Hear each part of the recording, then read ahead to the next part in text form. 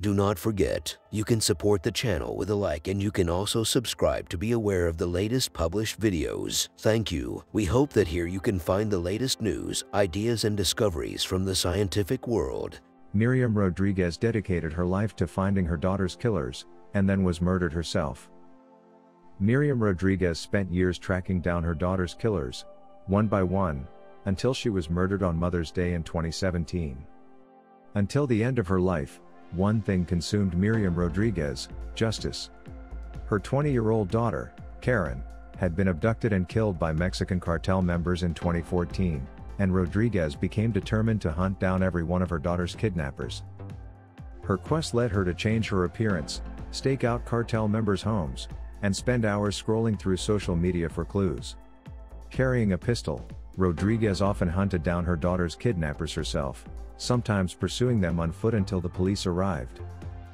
Rodríguez's dogged pursuit of justice made her something of a hero in San Fernando, Mexico. But it made her enemies, too.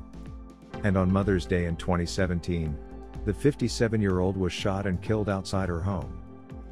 The abduction of Miriam Rodríguez's daughter. For Miriam Elizabeth Rodríguez Martinez, everything changed on January 23, 2014.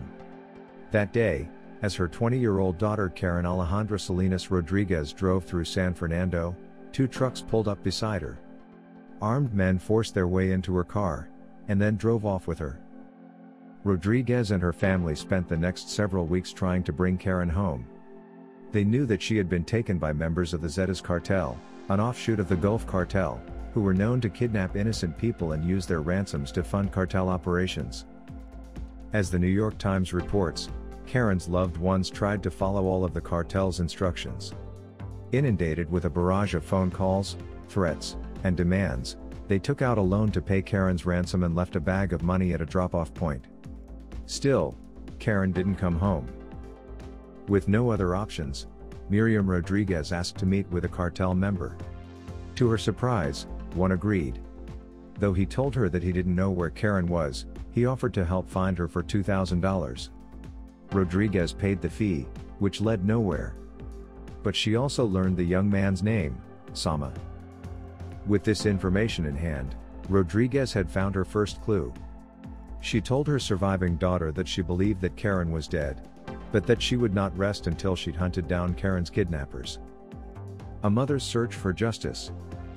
Slowly, carefully, Miriam Rodríguez started to gather clues about her daughter's kidnappers. After she found Sama on Facebook, she identified one of his friends by her ice cream store uniform and spent hours waiting outside the shop until he appeared. Then, she followed him. Rodríguez found out where Sama lived, but she still needed more information. In order to sneak around his neighborhood undetected, she dyed her hair red, donned an old uniform, and spoke to his neighbors under the guise of conducting a poll. And after being ignored by the authorities, Rodríguez finally found an ally within the federal police who was willing to help her. When she pulled her files onto the table, "I had never seen anything like it," the anonymous police commander told the New York Times. The details and information gathered by this woman, working all alone, were incredible. Though Sama escaped arrest the first time, the police were able to eventually detain him.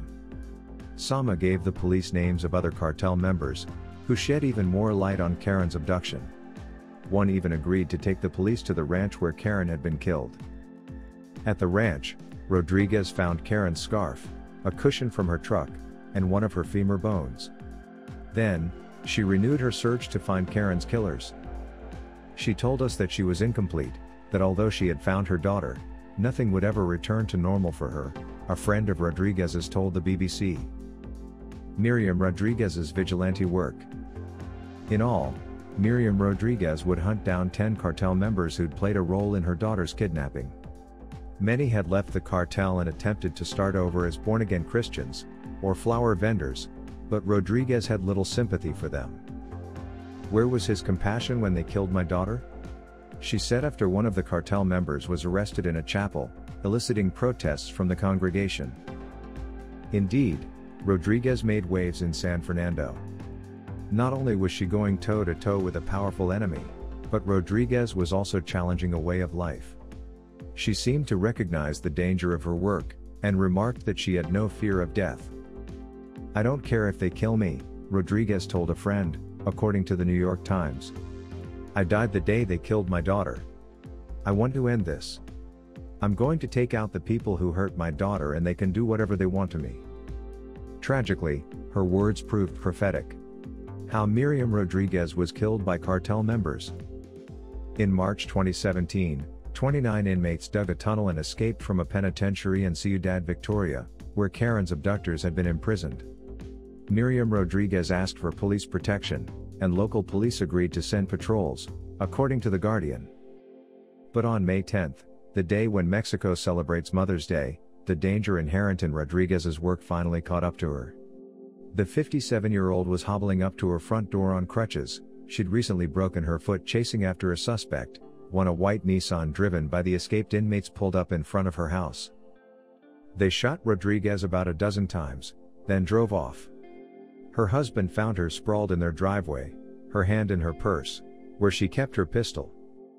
Miriam Rodríguez's death enraged people across the state.